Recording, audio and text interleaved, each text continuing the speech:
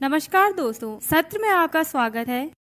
इस सत्र में हम यूनिफाइड दर्पण एंड्रॉयड एप्लीकेशन के तहत होम स्क्रीन यूटिलिटीज में उपलब्ध विकल्पों के बारे में चर्चा करने जा रहे हैं।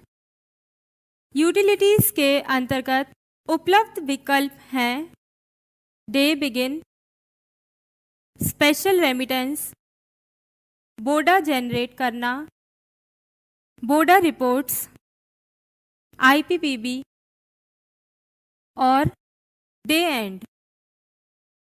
अब हम इनमें से प्रत्येक विकल्प के बारे में विस्तार से चर्चा करते हैं। पहला विकल्प है डे बिगिन। दर्पण एप्लीकेशन मॉड्यूल तक पहुंचने के लिए डे बिगिन करना आवश्यक है।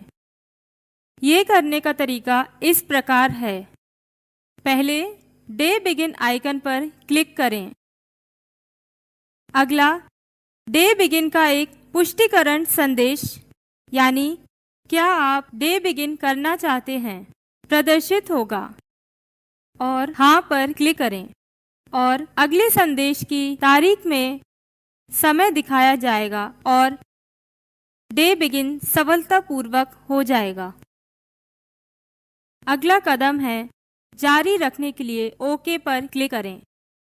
ध्यान दें, डे बिगिन किए बिना ऐप किसी भी संचालन की अनुमति नहीं देगा। यदि उपयोगकर्ता किसी अकाउंटेबल आर्टिकल की बुकिंग करने का प्रयास करता है तो एरर संदेश पॉपअप होगा। आर्टिकल बुकिंग जारी रखने के लिए डे बिगिन करें। इसलिए प्रत्येक कार्य दिवस पर ऐप पर डे बिगिन करना अनिवार्य है। दोस्तों, अब हम दूसरे विकल्प पर गौर करेंगे जो है स्पेशल रेमिटेंस। इस विकल्प का उपयोग VPN द्वारा किसी भी समय अकाउंट्स ऑफिस से अतिरिक्त नकद का अनुरोध करने के लिए किया जा सकता है। इसकी प्रक्रिया इस प्रकार है। पहले क्रिएट रिक्वेस्ट पर क्लिक करें, फिर अकाउंट्स ऑफिस से अनुरोध की जाने वाली राशि दर्ज करें। अगला सबमिट विकल्प पर क्लिक करें, फिर पुष्टिकरण संदेश विशेष प्रेषण अनुरोध सफलतापूर्वक उत्पन्न हुआ स्क्रीन पर प्रदर्शित होगा। अंत में जारी रखने के लिए ओके पर क्लिक करें। अगले चरण में विशेष प्रेषण लेनदेन की स्थिति यानी स्टेटस प्राप्त की जा सकती है। अनुरोध की स्थिति जांच करने के लिए अनुरोध स्थिति यानी रिक्वेस्ट स्टेटस पर क्लिक करना है। प्रारंभ में किसी भी अनुरोध की स्थिति पावती लंबित यानी एक्नॉलेजमेंट पेंडिंग के रूप में दिखाई देगी, अर्थात अनुरोध बनाया गया है लेकिन उस अनुरोध की एक्नॉलेजमेंट अभी तक प्राप्त नहीं हुई है। डिवाइस पर एक्नॉलेजमेंट यानी पावती प्राप्त होने के बाद अनुरोध की स्थिति पावती लंबित यानी एक्नॉलेजमेंट पेंडिंग से पावती यानी एक्नॉलेज में बदल जाएगी और स्थिति के बगल में एक पुष्टिकरण बटन दिखाई देगा। अकाउंट ऑफिस से नकद प्राप्त होने पर ब्रांच ऑफिस उपयोगकर्ता को ब्रांच ऑफिस वॉलेट बैलेंस में राशि को अपडेट करने के लिए अकाउंट ऑफिस से नकद विकल्प के तहत अकाउंट ऑफिस से प्राप्त राशि दर्ज करनी होगी।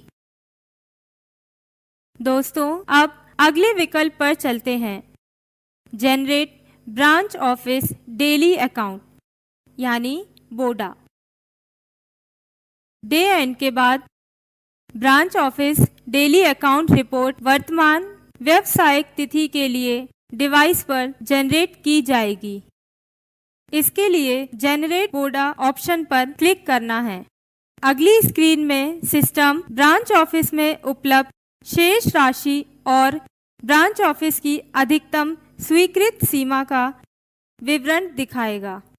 अकाउंट ऑफिस के नगद कॉलम में अकाउंट ऑफिस को भेजी जाने वाली वास्तविक राशि दर्ज करें।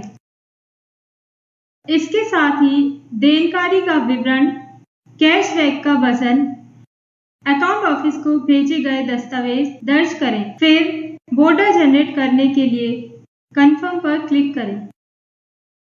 यदि कोई राशि अधिक पाई जाती है तो सिस्टम संदेश को पॉपअप करेगा। फिर जारी रखने के लिए ओके पर क्लिक करें। अगली विंडो में बोडा रिपोर्ट जनरेट होगी। हम रिपोर्ट को एक बार फिर से देख सकते हैं और प्रिंटर आइकन पर क्लिक करके उसका प्रिंट आउट भी ले सकते हैं। बीओ इस रिपोर्ट को बीओ बैग के माध्यम से अकाउंट ऑफिस को भेजेगा। अगला विकल्प है बोडा रिपोर्ट्स। इस विकल्प के उपयोग से उपयोगकर्ता पुरानी तिथियों की शाखा कार्यालय दैनिक खाता रिपोर्ट यानी बोडा तैयार कर सकता है। रिपोर्ट ऑल कॉलम में कैलेंडर से तिथि का चयन करके रिपोर्ट जनरेट करने के लिए ओके पर क्लिक करें। जनरेट की गई रिपोर्ट अगली विंडो में प्रदर्शित होगी और इसे प्रिंट भी किया जा सकता है।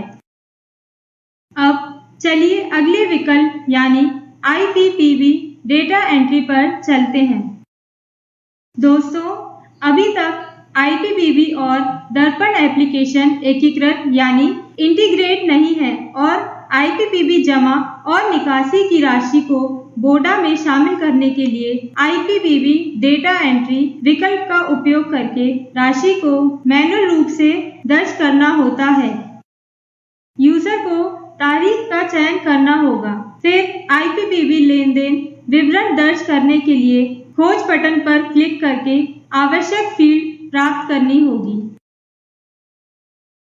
IPPB लेन देन विवरण जैसे कि जमा की संख्या, कुल जमा राशि, निकासी की संख्या और कुल निकासी राशि IPPB के लेन देन के आधार पर ही दर्ज की जानी चाहिए। फिर सबमिट पर क्लिक करें। यह दिन के हिसाब से हुए लेन देन को दिखाएगा। यूटिलिटीज स्क्रीन के तहत उपलब्ध अगला और अंतिम विकल्प है डे एंड।